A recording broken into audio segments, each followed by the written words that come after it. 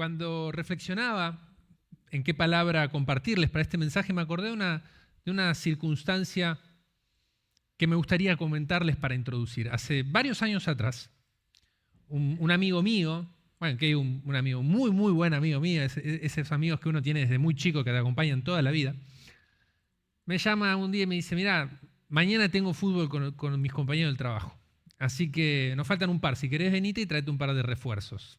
Situaciones típicas de fútbol 5. Así que ahí fui, conseguí 2 refuerzos, llegamos a la canchita y me agarra el encargado. Y me dice, ¿vos sos de la cancha número, no sé, no me acuerdo, número 3? Sí.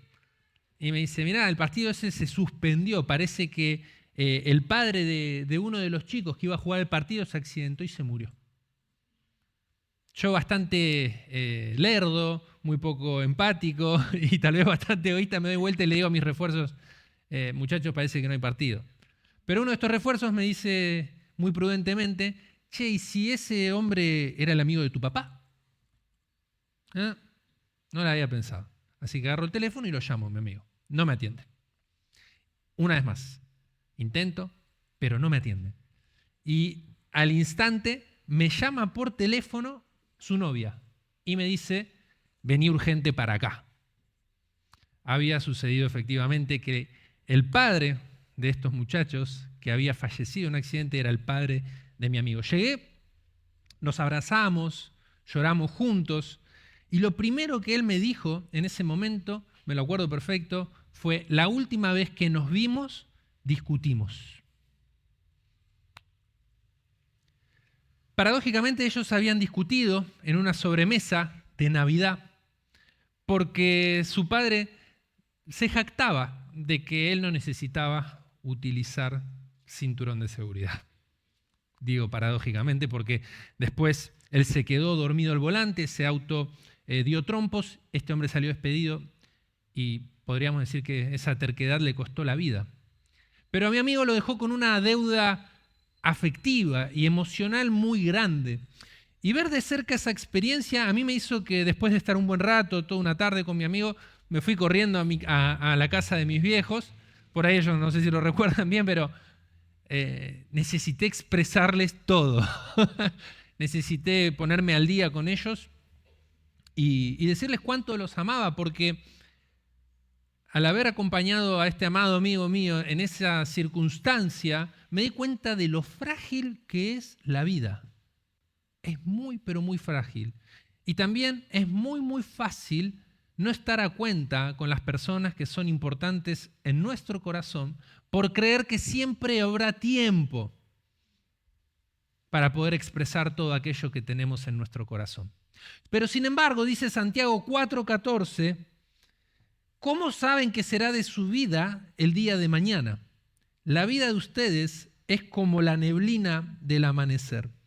Aparece un rato y luego se esfuma. Convivimos con un saldo, vamos a decirle, disponible, muy, muy alto, de demostraciones de gratitud, pedidos de disculpa, acciones de generosidad, que creo que si apreciáramos lo frágil, vuelvo a decir lo mismo, que es la vida, trabajaríamos mucho más intencionalmente en estar al día con aquellas personas que son importantes y son irreemplazables en nuestro corazón. No tendríamos deudas por enemistades, por diferencias, por orgullo, por rencor. Al contrario, estaríamos totalmente a cuentas. De eso va esta palabra que, como les decía, sé que el Señor puso en mi corazón para que podamos hoy compartirla, reflexionarla, elaborarla, pero yo no busco acá tan solo hacer que tengan una lágrima tendida, sino que podamos, a partir de esta palabra, a partir de este día, llevar sanidad y restauración a las relaciones que de verdad ocupan un lugar importante en nuestros corazones. Amén. Acompáñenme en esta oración. Señor, te damos gracias por estar hoy aquí en tu casa. Te pedimos que tu Espíritu Santo nos empiece a ministrar de una manera especial, que empiece a traer, Señor, a nuestro corazón, a nuestra alma, a nuestra mente, entendimiento y revelación de qué es lo que tu palabra en el día de hoy nos exhorta, nos anima, nos enseña. Te pedimos que cada uno de nosotros hoy esté libre de toda carga, de toda aflicción, de todo sentimiento de condenación, de toda culpa, de todo aquello que está distrayendo y no nos permite ser buena tierra para la semilla de tu palabra. Queremos que produzcas en nosotros un encuentro personal con tu voluntad y con todo aquello que nos demandas para vivir una vida agradable a ti. Yo te entrego todo mi ser, todo mi corazón, toda mi mente, mi boca, para que nadie más que tú esté hablando a tu pueblo en esta tarde. Y te decimos todos, Señor, gracias por poder estar una vez más todos reunidos en tu nombre. Amén y amén. Bueno, nos cuesta un montón asumir la fragilidad de la vida, ¿o no? Nos cuesta un montón. Realmente es algo que nos cuesta, pero yo sé que si lo tuviéramos más presente, tendríamos expresiones más claras y demostrativas hacia las personas que amamos. Nos cuesta esto de la fragilidad de la vida, básicamente porque no podemos entender o asumir nuestra propia vulnerabilidad. Somos seres demasiado, somos eternos espiritualmente hablando, pero nuestra vida, la palabra de Dios la define como un peregrinaje, como un suspiro para Dios. Hay dos enemigos en esta tarea de asumir la fragilidad de nuestras vidas. Uno de ellos es la jactancia y el otro es los afanes. En la vida hay algo seguro y es que no hay nada seguro. Esto es así, hermano. Por eso cuando nosotros tenemos el más mínimo cambio de planes y queremos tenerlo todo bajo control, nos perturba, nos parece realmente que está cambiando todo en nuestras vidas y en algunos casos, cuando realmente puede ser un tanto abrumador, llegamos a cuestionar a Dios y preguntarle ¿por qué a mí? ¿No es cierto? La pregunta que tantas veces muchos de nosotros hemos hecho. Pero en Proverbios 27:1 nos dice: no te jactes del día de mañana, porque no sabes qué traerá el día. Nos está poniendo en vereda, nos está diciendo, no te jactes de lo que va a pasar el día de mañana. No preguntes por qué a mí, si no sabes ni siquiera lo que va a pasar mañana. ¿Será que lo que nos hace cuestionar nuestra suerte delante de Dios es creer que a nosotros no nos pueden pasar cosas que a los demás sí? Esa idea de que estamos exentos de la prueba. ¿Acaso sin que nosotros nos demos cuenta hay como una especie de sentimiento de que nuestra vida está en un estado de superioridad? Si no, ¿por qué preguntaríamos por qué a mí? Si cuando atestiguamos, oímos lo que le pasa a los demás, no nos escandalizamos tanto. Pero cuando golpea nuestra puerta, ¿por qué a mí? ¿No? Justamente yo creo que acá tenemos testimonios de esto que les estoy diciendo. Acaba de entrar Adri con Franquito ahí atrás, ¿no? Y estoy hablando, Adri, para que te ubiques acerca de cómo nos pasan cosas en la vida que no esperábamos y eso nos hace cuestionar y preguntarle a Dios, ¿por qué a mí? Adri con Franquito han luchado por años contra un cáncer. Pero el otro día se tocaron la campana en el Garrahan, ¿no? Porque Franquito... En italiano, perdón, me confundí. En italiano, porque Franquito finalmente venció el cáncer. Para nosotros es un motivo de celebración y de victoria.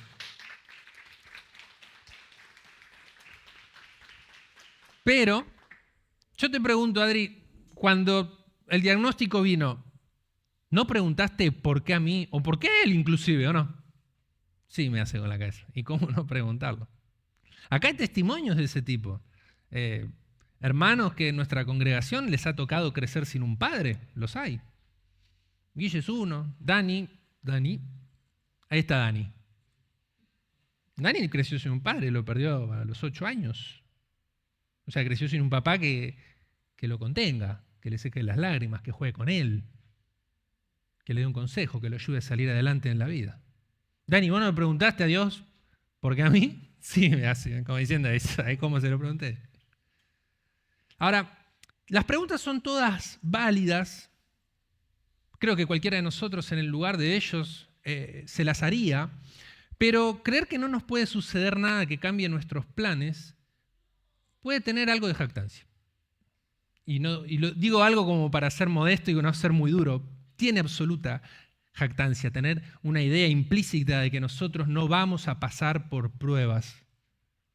Cuando este mundo nos hace pasar por aflicciones y el Señor nos advirtió de todas ellas. Pero esa idea es la que hace que cuando vengan las pruebas, en vez de ser una prueba, sea como un tren de carga que viene de frente y nos hace torta, hermano. Nos deja hecho pedacitos. Y es ahí cuando Dios viene, extiende su mano, nos mira con compasión y responde a la pregunta. ¿Pero sabes cuál es la respuesta? ¿Por qué no? ¿Por qué no? Algo que también nos hace creer que a nosotros no nos van a suceder estas circunstancias, como decía antes, tiene que ver con los afanes. Tenemos demasiados planes a futuro, tenemos demasiado delimitado lo que queremos para nuestro mañana, y eso hace que cuando algo trastoca nuestros planes, cuando algo cambia lo que nosotros pensábamos del mañana, entonces eso nos desestabiliza. Proverbios, una vez más, capítulo 16, verso 9, dice, podemos hacer nuestros planes. Está perfecto. La Biblia, de hecho, en muchos pasajes celebra la diligencia, la planificación. ¿Me escuchan? Yo estoy como acoplando acá. Sí, me hacen con la cabeza. Hay como un efecto raro que empezó a suceder.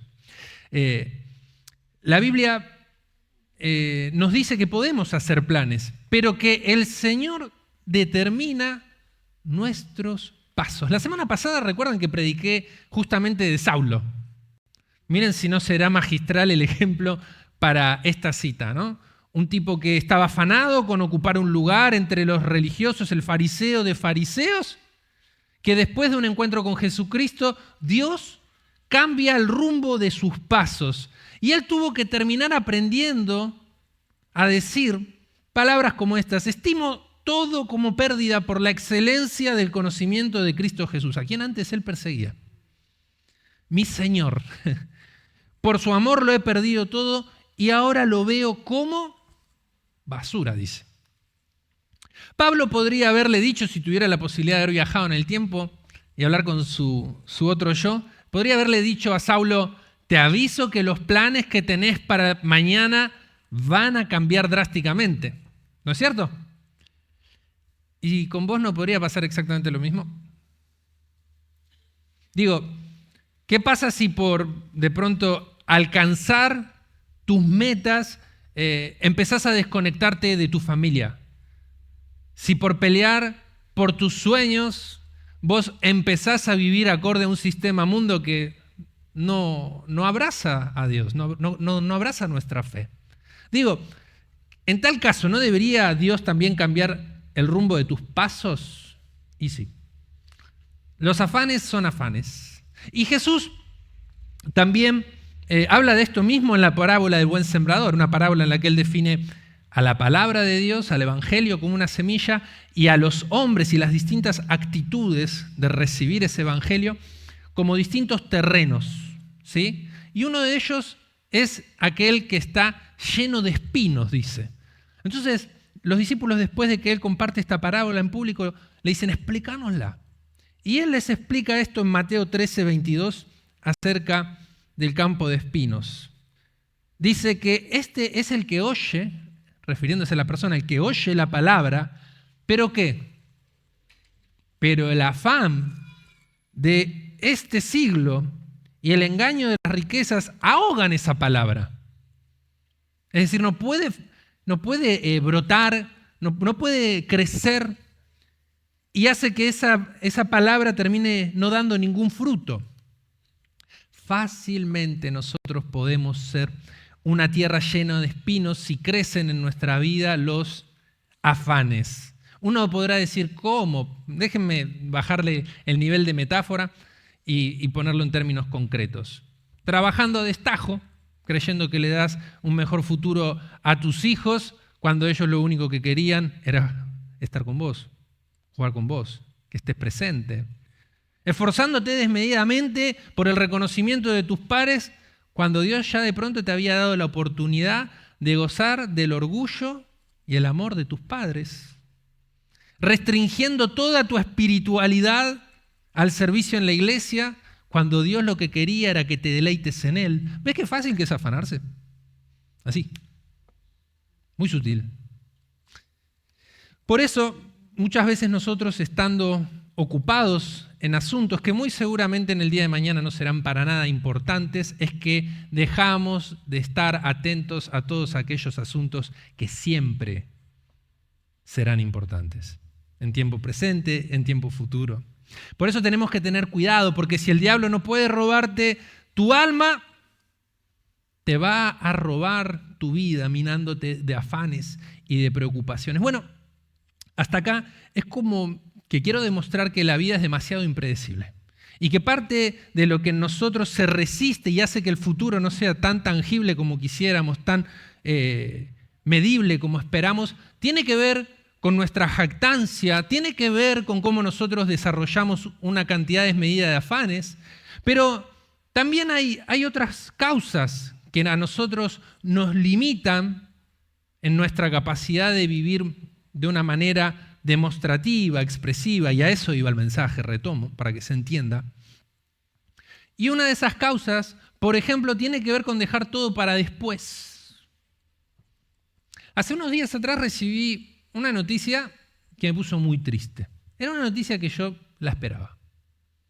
La esperaba hacía años, porque tiene que ver con una persona que amo. Estar preparado para recibirla no hizo que sea más fácil. Y además, algo que me llevó a pensar fue, si yo ya lo veía venir, ¿no podría haber hecho algo más? ¿No podría haber ayudado? Porque estoy seguro que podría haber hecho algo más por esa persona. Al menos sentarme, abrir una Biblia, dejarle en claro cuáles eran las consecuencias de sus decisiones antes de que haga lo que quiera. Por más que creo que las entiende, haber hecho algo más. Oré por eso, para entregar esa carga, y el Señor me al centro. Proverbios 3:28 me dijo, nunca digas te ayudaré mañana cuando puedes ayudar hoy.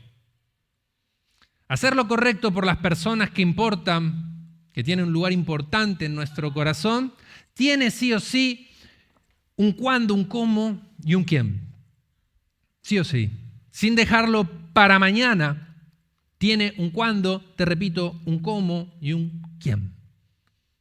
Vivimos con la idea de que podemos dejar todo para después, de que después lo haremos, que después habrá una oportunidad para hacer esto que es bueno. Pero vuelvo al principio, creer que podemos hacer eso en el mañana es jactancia. Es creer que nosotros podemos manejar nuestra agenda futura cuando la Biblia, en muchísimos libros, en el Antiguo y en el Nuevo Testamento, en libros sapiensales, en libros proféticos, en libros históricos, se encarga, se ocupa reiteradas veces de hacernos saber que no tenemos ningún tipo de gobierno sobre lo que nos va a pasar mañana. No resta que planifiquemos, no resta que creyamos que nuestro futuro está en Dios, que tenemos un futuro de esperanza. No tiene nada que ver. Sino que nosotros realmente no tenemos el control que queremos o creemos tener acerca de nuestra vida en el día de mañana. Y creer que hay tiempo y siempre va a haber tiempo para ayudar a quienes amamos, también puede ser una especie de jactancia. Por eso no tenemos que dejar pasar oportunidad alguna de mostrar interés, de brindar apoyo, de poder estar presentes, estar cerca. ¿Me escuchan? Yo como que siento que perdí el audio, ¿ok? Sigo. Perfecto. Ahora sí. Entonces, no debemos dejar pasar oportunidad de estar presentes, de estar cerca, de ser empático con las personas que amamos. Yo creo que esta procrastinación emocional muchas veces tiene bases, es decir, se entiende la causa en que tenemos temor a no ser correspondidos, a que del otro lado no nos reciban a bien lo que nosotros queremos hacer. Recuerdo cuando terminaba el último día del secundario, año 2003, quinto año, estábamos todos ahí como festejando, ¿viste? Ese día en que ya no estudiás nada, que no te importa nada. Entonces viene un muy buen compañero del aula y me dice, así todo con los ojos llenos de lágrimas, te voy a extrañar, loco. sos mi mejor amigo. Y me quedé, ¿viste? Desgraciado, 5 años estuvimos juntos. Me decía, ahora que soy tu mejor amigo. Y le dije, ¿por qué me lo decís recién ahora? Y él me dice, la verdad tenía miedo a que vos no sientas lo mismo por mí, a que yo no sea tu mejor amigo. Bueno, salvando las distancias, ¿no? Porque este parece hasta un caso trivial tal vez para algunos. Hablaba ayer con este amigo mío que perdió a su papá en este accidente que les contaba al principio. Y yo le decía, ¿y por qué te quedaron tantas palabras para decirle? ¿Por qué no pudiste expresarle todo eso que vos tenés adentro? Y me dice, es que mira, si en 20 y pico de años mi viejo me dijo una vez te amo y me dio 5 abrazos, es mucho. Dije, ahora realmente entiendo por qué te pasó lo que te pasó. Sin embargo, hermano, hermana, quiero decirte que Cristo nos dejó un estándar de amor demasiado alto. Y eso nos hace estar en líos. Cuando queremos justificarnos, cuando queremos ser autocomplacientes, cuando queremos estar bien cómodos, Cristo nos dejó un estándar de amor que venció el rechazo que Él experimentó en este mundo. Y vez tras vez nos decía que amemos incluso a nuestros enemigos. Es más, en Lucas 6, 32 al 34, Jesús dice, ¿qué mérito tienen ustedes al amar solamente a quienes los aman? Aún los pecadores lo hacen así. ¿Y qué mérito tienen ustedes al hacer bien a quienes les hacen bien? Aún los pecadores actúan así. ¿Y qué mérito tienen ustedes al dar prestado a quienes pueden corresponderles? Aún los pecadores se prestan entre sí, esperando recibir, ¿qué? Correspondencia. El mismo trato. El miedo a no ser correspondidos no tiene posibilidad de limitar un amor que nace de nuestro corazón porque Cristo es nuestro estandarte. No se nos tiene que olvidar algo que es mucho más que prosa bíblica. Jesús, siendo entregado en manos de quienes venían a apresarlo, ¿qué le dice al discípulo que lo traicionó? ¿A qué viene es qué? Amigo. En el momento de la traición, en el momento de la entrega, Jesús le dijo a Judas, aún sabiéndolo, ¿a qué vienes, amigo? Ese es nuestro Señor. Ese es nuestro ejemplo. Y mirándolo a Él, nosotros nos determinamos, como dice la palabra de Dios, a ser personas que vencen el mal con el bien. Amén. Y eso implica sobre todo nuestras relaciones. La palabra de Dios nos insta vez tras vez a tener relaciones significativas, vínculos profundos con las personas que ocupan un lugar importante en nuestro corazón. Nos dice que de nuestros padres debemos honrarlos. Nos dice que a nuestros hijos no debemos irritarlos, sino que los instruyamos desde muy temprana edad en la palabra de Dios. Nos dice de nuestros amigos que hay amigos que son más unidos que un hermano. Nos dice de nuestro Dios que lo hallaremos y lo buscamos de todo corazón. ¿Ves? A Dios le importan que las relaciones, que los vínculos sean significativos, sean profundos, estén buenos, sean valiosos, que no naveguen en una superficialidad. Y para crear vínculos significativos se requieren algunas cosas. La primera de ellas voy a comenzar haciendo una pregunta, así la descubrimos entre todos juntos. La Biblia nos invita a orar, la Biblia nos invita a alabar, hasta inclusive a confesarnos. ¿Cuál es el común denominador de todo eso? Poner en palabras. Punto 1. Si queremos relaciones restauradas, sanas, necesitamos poner en palabras lo que está pasando. Tal es el énfasis de Dios respecto a esto, que Él nos dio su palabra. Que no se te escape. El tema es que nosotros no somos muy hábiles con las palabras.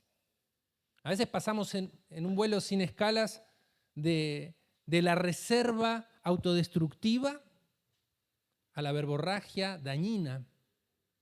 La Biblia define a la lengua como la parte del cuerpo donde nosotros tenemos la oportunidad, la ocasión de dar vida y de dar muerte.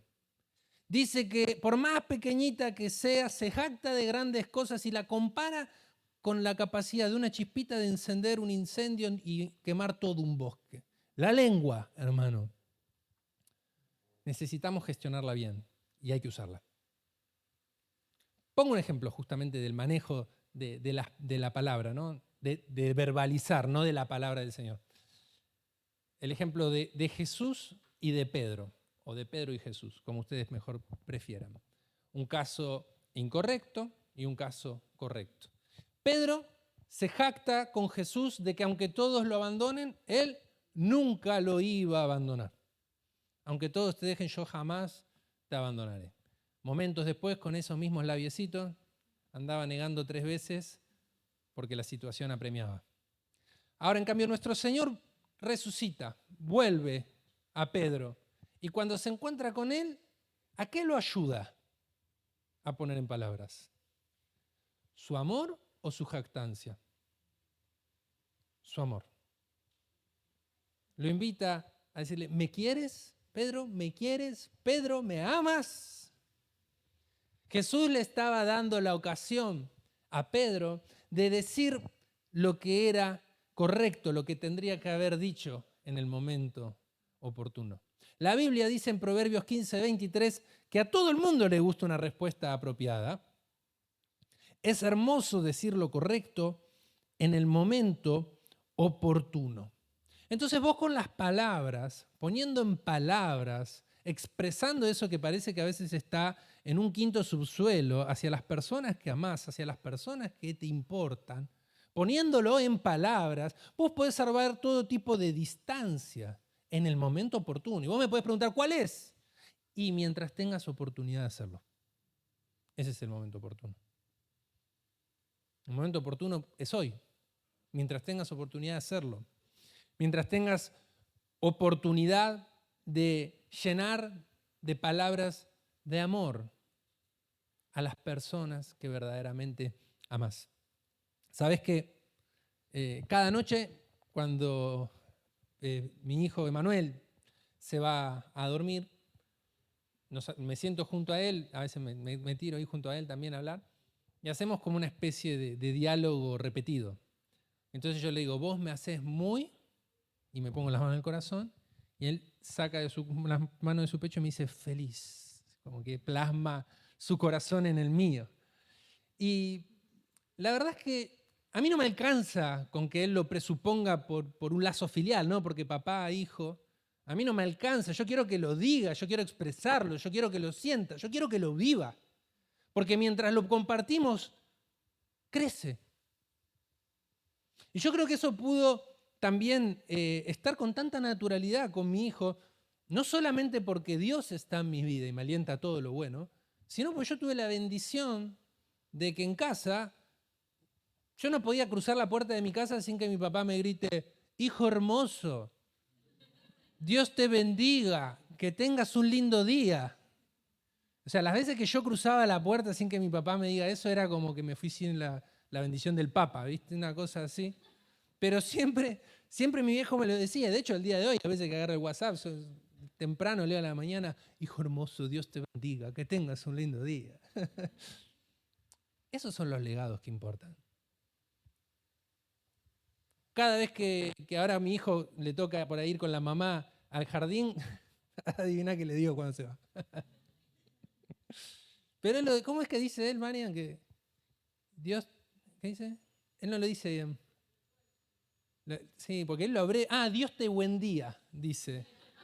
En vez de decir buen día, que Dios te bendiga, él como mezcla todo, dice que Dios te buen día. Está bien. A él se la dejamos. Pero de eso se trata, poner en palabras los afectos, lo que a las personas que amamos. Y eso no tiene que ver con cuán bueno, cuán hábil sos con las palabras. Tiene que ver con que es un recurso necesario para sanar, para fortalecer, para restaurar las relaciones que importan en nuestra vida. Necesitamos poner en palabras. Necesitamos no dar nada por sentado. Mirá si serán importantes las palabras que la Biblia dice que no podemos ni siquiera irnos a dormir, es decir, que el sol se ponga sobre nosotros, sin antes reconciliarnos. Dice eso precisamente en Efesios. Bueno, ese sería el siguiente punto. Promover la reconciliación en las relaciones que son importantes para nosotros. ¿Cuántas veces, cuántos soles se pusieron sobre ese mismo enojo? ¿Cuántos soles lleva durando esa batalla? ¿Cuántas? 2 Corintios 5, 17, 18 dice, de modo que si alguno está en Cristo, y vos y yo lo estamos, ya es una nueva creación. Atrás ha quedado lo viejo, esos rencores, esas barreras. Ahora ya todo es nuevo. Y todo esto proviene de Dios, quien nos reconcilió consigo mismo a través de Cristo y nos dio el ministerio de la reconciliación. Por supuesto que este pasaje habla de que nosotros reconciliemos al mundo con Dios. Si lo leen más ampliamente se trata de eso. Pero cuando nosotros somos pacificadores, créeme, estamos reconciliando al mundo, a nuestra familia, a nuestras relaciones con Dios y con nosotros también. Mira, yo no sé qué, por ejemplo, puede estar separándote de tus padres. Pero va a haber un día en que mientras estés al espejo y te estés peinando, vas a ver su cara en la tuya. Y espero que cuando ese día llegue, estés a cuentas. Espero que cuando llegue un día en el que todos te fallen y te sientas solo, tus hermanos, tus amigos, tus hijos, tan solo estén a un mensaje de distancia. Porque supiste cuidar las relaciones que son importantes para vos.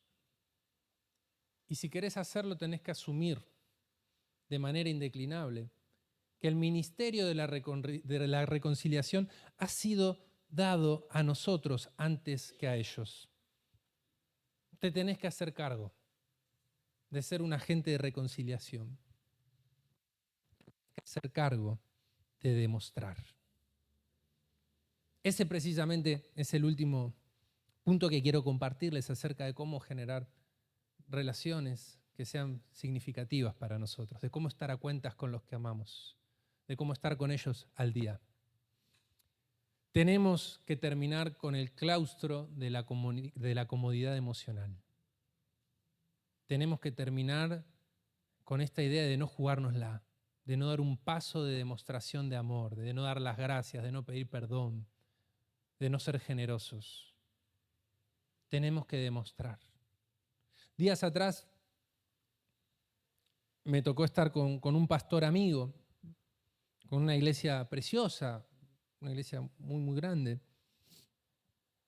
Y estábamos recorriendo, porque yo no la conocía esa iglesia. Y estábamos recorriendo y es tan grande esa iglesia que tiene distintos auditorios y hay distintos cultos que van sucediendo en simultáneo. Y cada vez que uno entraba a un auditorio, había junto a la puerta un cartelito con un nombre. La pregunta era obvia, pero la tenía que hacer. Le dije, ¿de quiénes son esos nombres? Y me dice, de los fundadores de esta iglesia, que ya está por llegar a sus 60 años. Y bueno, seguimos recorriendo la iglesia, después nos fuimos a su oficina, nos tomábamos unos mates, y en un momento de muchísima confianza él se abrió y empezó a decirme que se sentía muy cansado, que se sentía muy desvalorizado, muy descuidado por todas aquellas personas a las que él dedicaba su vida entera a servir. Y en un tono medio irónico, él me dijo, menos mal que nuestra recompensa está en el cielo y que no hacemos todo esto para que nuestro nombre quede en un cartelito, ¿no? Fue un baldazo de agua con hielo para mi hermano. Pues si él ahí con todos sus logros ministeriales, una iglesia que hace tantas cosas, cargaba con ese pesar, yo dije, bueno, pero no es, creo que lo pude leer entre líneas lo que estaba pasando. Él estaba dándolo todo y no le estaban demostrando amor. Al menos así él lo sentía. No puedo saber los pormenores, Pero ese hombre que estaba junto a mí abriendo su corazón, así se sentía.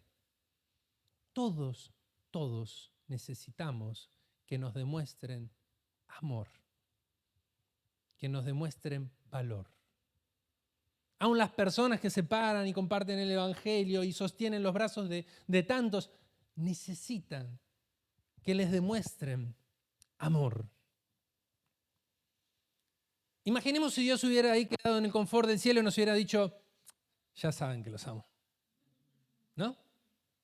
Pero nosotros siempre compartimos Juan 3:16, que ¿qué dice? Que de tal manera amó Dios al mundo que ha dado a su único hijo. Demostró. Dio algo. Se la jugó. Lo mejor del cielo dio, ¿me entendés? No anduvo mezquinito, ¿eh? Dio lo mejor del cielo para que todo aquel que en él crea no se pierda, mas tenga vida eterna. Salvación. Venga la banda, por favor. Nosotros tenemos un Dios que toma la iniciativa de restaurar las relaciones que están rotas. Lo hizo con nosotros, con los hombres. Vamos a ponernos de pie que ya estamos terminando, iglesia. Él es el ejemplo que nosotros tomamos. Él es nuestra esperanza. Él es nuestro tutor. En Él es que nosotros estamos viendo cómo es que tenemos que guiarnos. Dios no nos abandonó a nuestra desgracia. Dios no nos dejó a nuestra suerte. Por el contrario, todos bien nosotros sabemos que Él pagó las demandas de su justicia para que podamos estar a cuentas con Él. Ese es el Dios en el cual nosotros creemos. Un Dios que quiere estar al día, estar con las cuentas claras con los que Él ama. Y la invitación es la misma para nosotros. Para que no abandonemos, para que no demos por supuesto, para que no nos desentendamos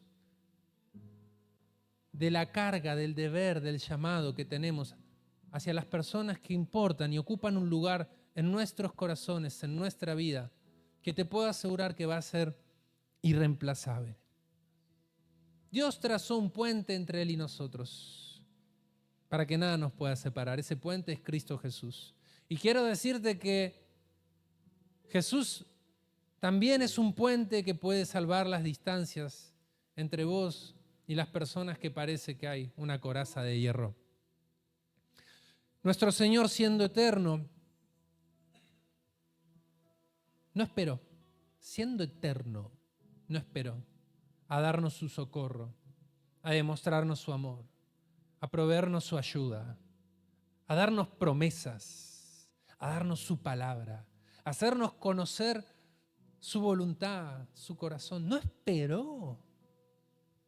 Tomó la iniciativa y quiero animarte al verlo a Él, al contemplar lo bueno que Él es, a que puedas hacer lo mismo. Sé que hay relaciones que parecen insalvables. Sé que evocar eso implica demasiado dolor como para decidir creerle a Dios. Pero en Cristo Jesús todas las cosas pueden ser hechas nuevas. No me voy a parar acá a decirte otra cosa. Creo en un Dios de imposibles. Creo en un Dios que todo lo hace nuevo. Lo he visto, ¿eh? Lo he visto en matrimonios, lo he visto en hijos, lo he visto en personas, lo he visto en mi vida. Yo tendría que estar desde arriba viendo lo que hacen ustedes, pero estoy acá parado porque Dios lo permite. Dios no esperó para expresar su perdón, para recibir de nosotros su alabanza. Él nos dio siempre una oportunidad. Y tenés que dar oportunidades en relaciones que están estancadas, empantanadas. Tenés que dar oportunidades. Te estoy hablando de relaciones que son irreemplazables. que una historia de vida las ha llevado a una situación en la que parece realmente todo irremediable, pero que la verdad es que estás viviendo con agujero en el corazón. Y Dios no quiere eso para tu vida. ¿Lo crees? Dios no quiere eso para tu vida. Dios no quiere que vivas bloqueado por historias inconclusas, por abandonos, por abusos, por rencores, por equivocaciones que vos crees que son irrevertibles. Dios quiere darte un futuro y una esperanza en Él. Ahí donde estás, cerrá tus ojos. Déjame que ore por vos. Yo sé que este es un llamado para valientes muy valientes, ¿eh? Lo sé, lo sé. Sé que implica, en algunos casos, soltar demasiado dolor. Sé que implica renunciar a demandas. Sé que implica aceptar una vez más la idea de que hay que volverlo a intentar cuando ya uno no quiere más. Pero con el Espíritu Santo es distinto. Con el Espíritu Santo es distinto. Quiero ser un optimista acerca de lo que Dios puede hacer en tu vida, en tu familia, en tus relaciones, en tus afectos, en esa relación de hermanos, en esa relación de padre e hijos, en esa amistad que injustamente se ha quedado en el tiempo, pero que merece una oportunidad más. Quiero bendecir en el nombre de Cristo Jesús tu corazón, para que el Espíritu Santo te infunda aliento, te traiga paz, te ayude a soltar todo rencor en esta hora, te ayude a perdonar a otros o a vos mismo por esas equivocaciones, por esas traiciones, por ese tiempo perdido, que te dé las palabras para empezar donde no tenés idea de cómo hacerlo. Porque mientras haya tiempo, vale la pena intentarlo. Vale la pena intentarlo. No te resignes a vivir con ese dolor, con esa mochila. No te resignes a tener relaciones que están llenas de deudas. Gástalo todo. Gástalo todo. Gástalo todo en amor. Intentalo. Mientras dependa de vos, intentalo. Agrada a Dios con un amor que se inspira en Cristo Jesús. Yo sé que eso va a hacer que te guardes, que te cuides. Bendigo tu vida, varón, bendigo tu vida, mujer, para que el temor no te domine y para que creas una vez más en que Dios hace todas las cosas nuevas. En el nombre de Jesús.